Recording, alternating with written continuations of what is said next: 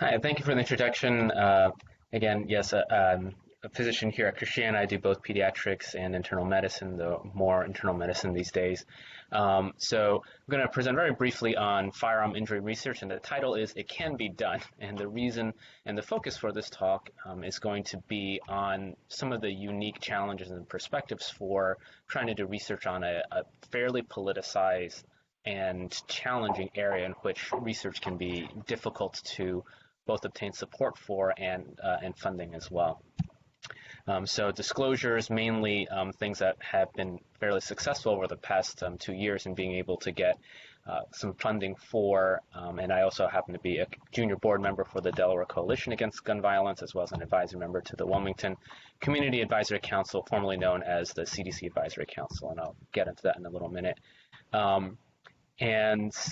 So just the scope of firearm violence and just violence in general. This is an infographic from Health Affairs and actually just their past October issue. And what's notable here is that they pretty much devoted the entire issue to that of violence. And what you can see here on the lower left side is that firearm violence has, in terms of mortality, trended upwards over the past couple of decades, despite having had a long decline over the past couple of decades prior to that. However, that said, the amount of funding that goes to firearm injury as compared to, say, motor vehicle injuries or cancer or other areas is relatively low. And some of the reason behind that, despite the high burden of firearm injury in the United States, is due to a fairly politicized nature. One of the reasons that I got into firearm injury prevention and studying that is I lived in an area within the city of Wilmington for a number of years and had fairly close, high-level observations of the impact of firearm violence. And so I lived in that area of the city for 2.5 years, and during my time there, actually ended up holding pressure on gunshot wounds sustained outside my house, not once but twice, and it was quite a stunning experience. And then being able to also be a part of the community as they were dealing with and trying to literally survive fairly frequent incidents like these occurring really made me both aware and quite disturbed at the relative lack of attention, funding, and support that goes into this issue. And this is a notable study and summary by demographers pointing towards the impact of firearm injury and violence in terms of the gap that's observed in life expectancy. And what he did was going back and observing that there has been this decline in homicide over the past 30, 40 years in the United States, calculating or estimating how much that has actually closed some of the gap in life expectancy, particularly for African American males, finding that just that decline alone may have explained up to 17% of the reduction in life expectancy gap, because this is something that tends to affect young men. Speaking of politicization, some of you may have heard about this question about what lane firearm injury is, and this is a copy of the tweet that the NRA itself had put out there, questioning whether self-important doctors are staying in their lane when it comes to studying, advocating for the prevention of firearm injury and other related things. And so this is pretty notable because if you go back through recent U.S. history, there's something called the Dickey Amendment, in which the CDC and the NIH received fairly clear message from Congress that any sort of research into firearms that could be construed as political or supporting a political agenda would not be funded. And so this kind of created a freeze on a lot of research into firearms or anything that mentions firearms. And so a lot of that research had to be funded by private foundations or essentially unfunded studies. And over the past really 2-3 years, some of this has changed. But the reality is that the share of funding that is devoted to firearm violence, despite the very high burden that it has and disproportionate burden that it has in the United States, remains fairly disproportionate. And so for some contextual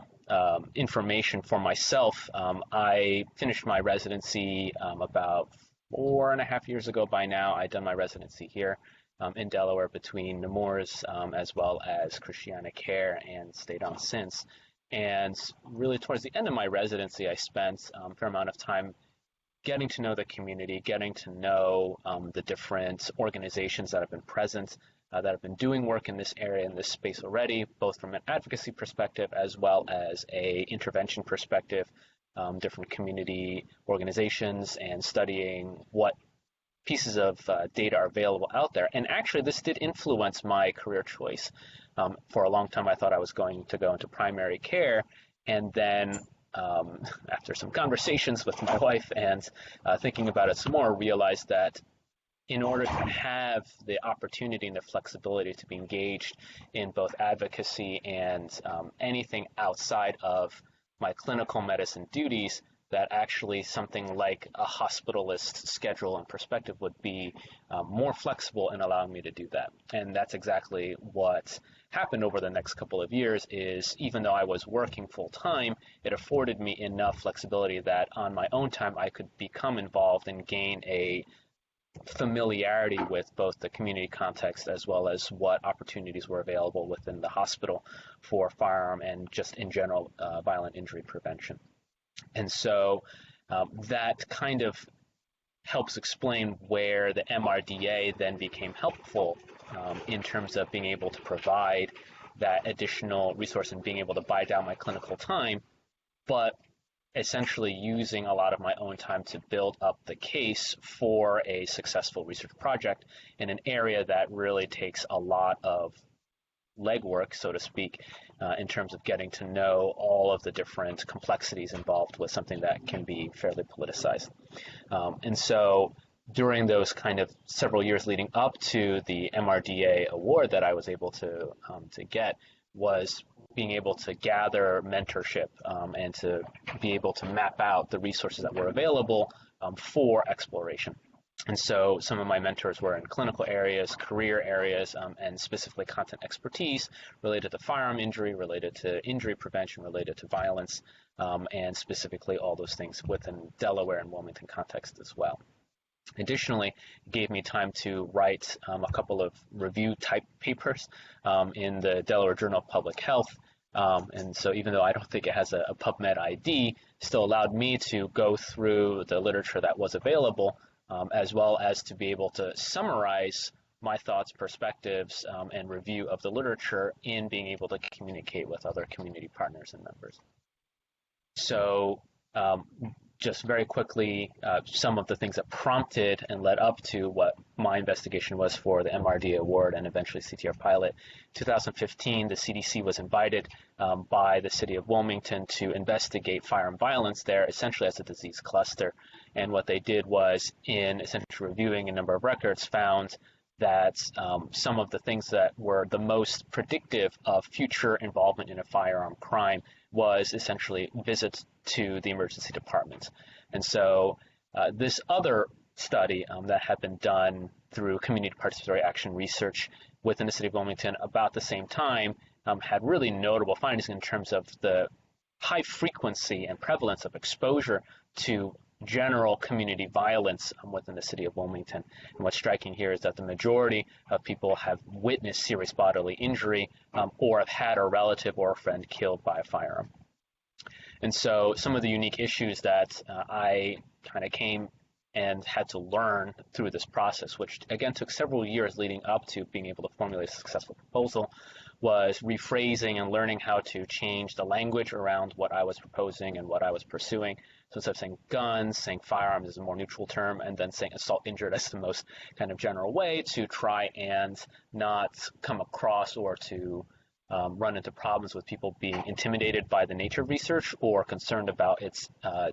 difficulty in getting funded by the NIH or CDC or I should say NIH or other sort of federal mechanisms. Studying rare events in hard-to-access populations. This is an ongoing challenge, not just in what I've been pursuing, but in this field in general. And some of the things that I think collectively investigators have learned is having well-defined inclusion criteria, not only talking about root causes, but trying to range out what are more proximal causes to violent injury, and then having multiple layers of well-defined sets of outcomes. And because a lot of these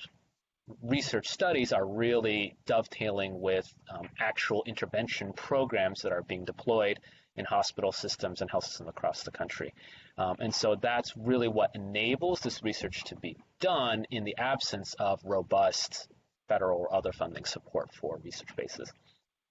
And then just literally reading the newspaper, getting to know justice-involved populations and groups that are traditionally very difficult to access through research or even clinical means. And so this is essentially what I had then came up to propose after doing all this review, finding that there just isn't much information. There's just not much data that's available or accessible when we talk about firearm injured populations. And so really what I felt was a good start to trying to do any sort of academic investigation was doing more work in trying to clarify what the actual patterns of healthcare utilization were, and especially on a longitudinal basis for assault injured men, because a lot of them do become justice involved, and as soon as they enter the prison system, then their health records and those things are no longer really integrated with traditional methods of being able to obtain that information, such as claims databases and things like that. And because that population is so fragmented, it's difficult to then look at health outcomes for that in either the short, mid, or long-term range. And so, as I said before, developing and testing healthcare interventions becomes tied to this and is helped by being able to understand this information at baseline, so that way future interventions can then be better assessed for their efficacy and whether or not they have something that can be then reproduced as well. And so listed here are some of the specific aims that I said for specific databases and sets that were available that I knew could eventually be accessed within Delaware, not really knowing what is in them and still not yet really knowing what is in them, being able to at least say this is a area in which it could yield a lot of utility from just establishing baseline information and then being able to evaluate things 3 to 5 years from now. And so